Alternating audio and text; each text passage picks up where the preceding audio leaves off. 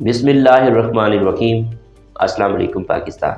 नाजरीन, आप देख रहे हैं आवाज़ बावलपुर न्यूज़ चैनल और मैं हूं आपका मेज़बान अहमद महमूद।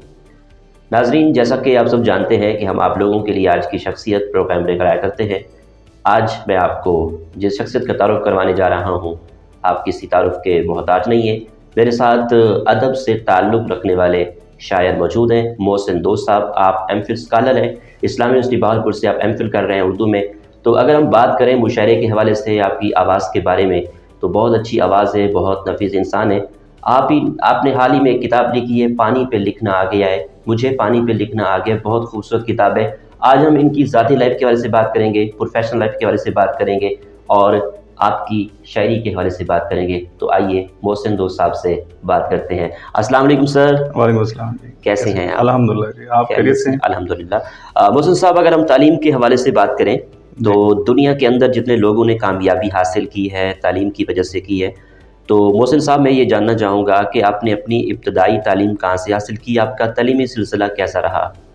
सबसे पहले तो बहुत शुक्रिया आपका कि आपने मुझे अपने चैनल पर इनवाइट किया। खुशामदीद सर। बहुत शुक्रिया। और जहाँ तक तालीम का है किरदार है, तालीम जो है वो हर इंसान के लिए ज़रूरी है और उस तालीम का फ़ायदा तभी होता है जब उस पर अमल किया जाए। जैसा कि कहा जाता है कि एक हदीस भी है कि तालीम हासिल करो चाहे उसके लिए तुम्हें चीन ही क्यों ना जाना। बिल्कुल ऐसा। अब इसमें एक बात है कि जो चीन का ताल्लुक़ जो है उसमें एक मिथ छुपी हुई है। वो ये है कि चीन में जो है वो सबसे पहले कागज़ और रेशम बनाया जाता था। ठीक। उस टेक्निक को हासिल करने के लिए कहा गया कि आपको चीन तक भी जाना पड़े तो आप उस तालीम के लिए चीन तक जाएं। ठीक। बाकी आजकल जिस तरह से तालीम का सिलसिला चल रहा है, मैं समझता हूँ कि उस पर अमल कम किया जाता है। मैंने एक शेर लिखा था इसमें कि जी, इल्म हमारा बातों तक रह जाता है और किताबें बस्ते में रह जाती हैं। वाह क्या बात है। सही। तो इल्म वही है जिस पर अमल किया जाए। और जहाँ तक मेरी इब्तदाई तालीम का सवाल है कि मैंने बहावलपुर में ही इब्तदाई तालीम हासिल की, अब्बासिया हायर सेकेंडरी स्कूल से। ठीक। उसके बाद मैं एससी कॉलेज बहावलपुर में पढ़ता रहा हूँ। अच्छा। आईसीएस किया मैंने वहाँ से। और उसके बाद जो है मैं अब रिसेंटली जो है वो एमफिल उर्दू कर रहा हूँ इस्लामी यूनिवर्सिटी बहावलपुर से। ठीक। अगर मैं आपकी तारुफ़ के हवाले से बात करूँ तो आपका ख़ानदानी पस मंज़र क्या है, इस हवाले से बताइएगा। जी, मैं वैसे तो बहावलपुर में ही मुकीम हूँ। ठीक। हमारे जो बाबा अजदाद थे वो कंधार से आए थे। अच्छा। और हमारी जो कास्ट है वो नूरजई पठान है। ठीक। तो मेरा जो असल नाम है वो मोहसिन अमीन खान नूरजई है। अच्छा। लेकिन मैं कलमी नाम जो है वो मोहसिन दोस्त लिखता हूँ। ठीक हो गया। अच्छा मोहसिन साहब, शायरी का शौक़ के हवाले से अगर हम बात करें तो कैसे शौक़ पैदा हुआ? किसी को सुना या फिर आपके अंदर इस तरह के असरात थे कि आपको शायर बनता है? जी बिल्कुल ऐसे है। शायरी जो है इंसान के अंदर कुछ मौजूद भी होती है, कुछ दूसरा माहौल से भी इंसान सीखता है। तो शायरी इस तरह से शुरू हुई कि पहले मैं गाना वगैरह जो है वो सॉन्ग सुना करता था, ठीक, जिससे वो एक तहरीक मिलती थी। अच्छा। तो मैं उस तरह से वो लाइनें वगैरह लिखता था। उसके बाद जो है एक संडे मैगज़ीन आया करता था, मैट्रिक का दौर था, मैं उस वक्त कर रहा था। तो उसमें मैं जो है गज़लें वगैरह संडे मैगज़ीन से चुनकर इंतखाब करके अपनी डायरी में लिखा करता था। तो ये चीज़ें थी जो मुझे तहरीक देती थी। फिर वो आहिस्ता आहिस्ता लिखना शुरू किया और मैं यहाँ तक पहुँचा। ठीक। मुझे पानी पे लिखना आ गया जी। आपकी ये किताब कब शाया हुई? जी, ये अभी रिसेंटली जो है 31 जनवरी 2022 को ये शाया हुई है। और अल्हम्दुलिल्लाह ये अब मुख्तलिफ बुक स्टॉल्स पर मौजूद है। यूनिवर्सिटी चौक है यहाँ पर, सुभान बुक सेंटर वहाँ पर मौजूद है। ठीक। इसके अलावा चौक सराकी पर जो बुक सेंटर्स हैं, न्यू स्टूडेंट बुक शॉप, कारवां बुक सेंटर, तो ये वहाँ पर अवेलेबल है। ठीक। मोहसिन साहब, मुझे पानी पे लिखना आ गया है, इस किताब में क्या ख़ास बात है जो किताब को लेंगे पढ़ेंगे, इसकी शायरी नज़्म गज़ल के हवाले से कुछ हमें बताएं। ये किताब लिखने का मकसद यही था क्योंकि मेरी जो रियाज़त है वो काफ़ी अरसे से, तकरीबन 1 दहाई से भी ज़्यादा मैंने टाइम लगाया है इस पर। अच्छा। और जो कुछ भी मैंने लिखा है वो मेरे एहसासात हैं। मैंने अपने एहसासात को लफ्ज़ों में पिरोया है और ये किताब अब आ गई है। अब ये इसको जो किताब पढ़ने वाले हैं वो कारी जो हैं वो डिसाइड करेंगे कि इसमें मैंने क्या लिखा है। ठीक। वैसे अल्हम्दुलिल्लाह इसको बहुत पजीराई मिल रही है, ख़ास तौर पे इसके टाइटल को अच्छा। और इसके नाम को लोग बड़ा डिस्कस कर रहे हैं। ठीक। मोहसिन साहब, अगर मुशायरों के हवाले से मैं बात करूं जी, तो आपने अब तक कितने मुशायरों में पार्टिसिपेट किया और कहाँ कहाँ करते रहे हैं? मुशायरों में वैसे मैं कम ही जाता हूँ, लेकिन अच्छा। अब तक जो है मैंने कराची में, लाहौर में, उसके अलावा जितने भी मुल्तान हो गया ठीक। और मुख्तलिफ शहरों में मैं जो है मुशायरों के लिए जाता रहा हूँ। ठीक। लेकिन बात ये है कि वो शेर जो होता है वो आपका वो खुद सफ़र करता है, भले आप मुशायरों में जाएं या ना जाएं, तो शेर जो है वो आपका सफ़र करता है। ठीक। मुशायरों में शायर जो है क्या सीखता है? वहाँ पर एक ऑडियंस के साथ इंटरेक्शन होता है, माहौल होता है। ये है कि आजकल जो है नौजवान जो हैं वो ज़्यादातर मुशायरा गाहों की तरफ आ रहे हैं, तो इसलिए शायर भी जो है वो अच्छा। मुशायरों में जाना ज़्यादा पसंद करते हैं। ठीक है। लेकिन इसके अलावा भी जो है जो शायर होते हैं, यही नहीं कि जो मुशायरों में नहीं जाते वो शायर नहीं होते। ठीक। बस ये है कि शायर कोई कम मशहूर है, कोई ज़्यादा मशहूर है। ठीक। तो ये होता है। ठीक। बहावलपुर के हवाले से बात करूं, ओवरऑल पाकिस्तान के हवाले से मैं बात करूं, जी, तो ऐसे शायर जिसको आप पसंद करते हो, आपका मानते हो कि ये मेरे फेवरेट शायर हैं, उनका जिक्र कीजिए। जी, बहावलपुर में जो है यहाँ पर काफ़ी सारी अदबी तंजीमें हैं। यहाँ पे सबसे जो पहले तंजीम थी वो कलम कबीला थी। उसके बाद जो है यहाँ पर चोलिस्तान इल्मी अदबी फोरम है। अच्छा। जहाँ पे मैं आज से 12-15 साल पहले भी जाया करता था। तो यहाँ पर भी इनके हफ्तावार और 15 रोज़ा इजलास होते हैं। उसके अच्छा। अलावा हमारा एक कैथारसिस आर्ट्स फोरम है, ठीक। उसमें भी इजलास होते हैं, लेकिन ये कोरोना की वजह से थोड़े से डिस्टर्ब हो गए। अब इंशाल्लाह बाकायदगी से जो है वो इजलास शुरू करेंगे। ठीक। अच्छा मोहसिन साहब, हुकूमत की तरफ से जो शेर व शायरी करते हैं, शायर हैं, हुकूमत कुछ इनके लिए कुछ कर रही है, इस बारे में बताइए। जी, सुनने में तो यही आया है कि गवर्नमेंट जो है वो इनको सपोर्ट कर रही है। जो शायर हज़रात इसके मतलब अहल होते हैं जी। उनको वो फाइनेंशियली भी सपोर्ट कर रही है। तो मेरे ख्याल ये ऐसा इक़दाम है, बल्कि करना चाहिए। जो लिखारी हैं उनकी जो एक मेहनत होती है, यहाँ पर तो एक ये भी अलमिया होता है कि इंसान जो है अपनी किताब छपवाता है, शायर खुद छपवाता है और खुद ही जो है उसको डिस्ट्रीब्यूट करता है। ठीक। तो मेरा ख्याल है कि लोगों को जो है ना किताब ख़रीदनी चाहिए, ख़रीद के पढ़नी चाहिए। इससे शायर की या अदीब की जो है वो हौसला अफजाई होगी। ठीक। आपकी किताब की तकरीब रूनुमाई हो चुकी है या होनी है, इस बारे में बताइएगा।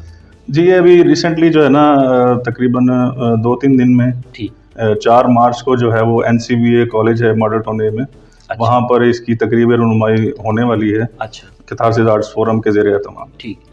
अच्छा मोहसिन साहब, ये बताएं कि जब आपकी किताब या किसी भी शायर की किताब कोई पढ़ता है, अप्रिशिएट करता है, तो क्या फीलिंग होती है? मैं समझता हूँ कि शायर के लिए जो उसकी दाद है ना वो एक ईंधन का काम करती है, उसको तहरीक देती है। ठीक। अगर कोई भी शेर आपका कोई किसी जगह पे पढ़ देता है, ठीक, तो वो यूँ समझ लें कि आपकी मेहनत जो है वो रायगा नहीं गई। आपने जितनी मेहनत के साथ वो शेर कहा है उसकी मेहनत वसूल हो गई है। ठीक। आजकल अगर मौजूदा दौर के हवाले से मैं बात करूँ तो आपकी मौजूदा दौर में क्या मसरूफियात हैं? आजकल मेरी मसरूफियात बस मैंने अभी रिसेंटली जो है वो MPhil सेकंड सेमेस्टर के पेपर दिए हैं और उस एग्ज़ाम से फ्री होकर अब इंतज़ार है नेक्स्ट क्लासेस का। ठीक। आपके पसंदीदा शायर कौन है जिसको आप पढ़ते हो? बेसिकली मैंने जब मुझे शौक़ हुआ पढ़ने का मैट्रिक से, तो मैं उस वक्त जो है पहले तो जगजीत सिंह की गज़लें सुना करता था। अच्छा। उसके बाद जब मुझे मौका मिला तो मैंने जगजीत सिंह की आवाज़ में गालिब की गज़लें सुनी। अच्छा। तो मुझे बड़ा इश्तियाक हुआ गालिब को पढ़ने का। तो मैंने फिर उस हवाले से जो है वो गालिब को पढ़ा, मीर के शेर पढ़े। उसके अलावा जो शकीब जलाली हैं जदीद शायरी के हवाले से, उनको पढ़ा। उसके अलावा जो है वो सप्रा साहब हैं, तनवीर सप्रा साहब, वो मज़दूरों के शायर हैं। उनका एक शेर है बड़ा कमाल।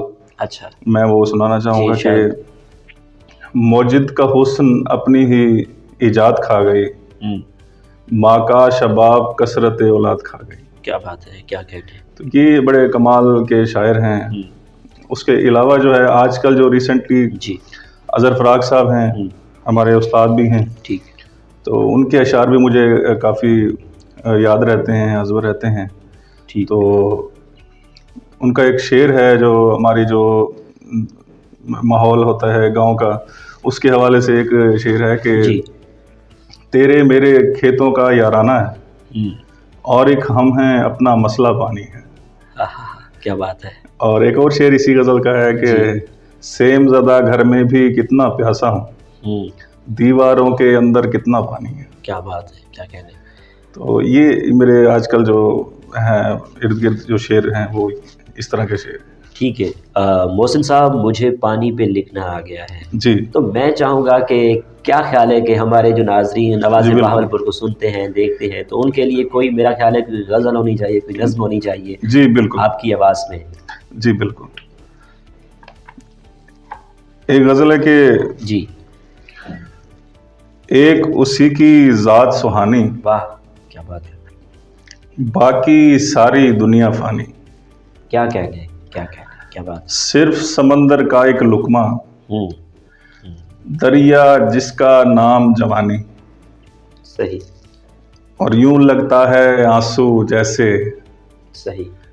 डूब के मरने वाला पानी। क्या बात है, क्या बात है, क्या कहने। और ये आपकी नज़र शेर है जी, कि थैंक यू। ये शायद सारे तेरे चाहने वाले सारे तेरे चाहने वाले। हो जाती है खींचातानी।